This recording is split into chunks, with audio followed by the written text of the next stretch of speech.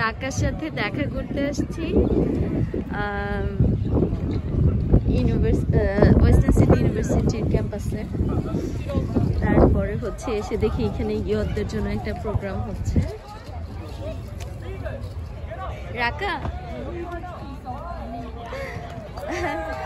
আমি প্রায় 1 মাসের বেশি থাকি এখানে, কিন্তু রাকার সাথে আজকে দেখা হলো। ও ব্যাংকটাউনে থাকে। প্রতি বৃহস্পতিবার এখানে ইয়তদের জন্য অ্যাক্টিভিটি হয়। আজকে একটা পারফরমেন্স হচ্ছে এখানে।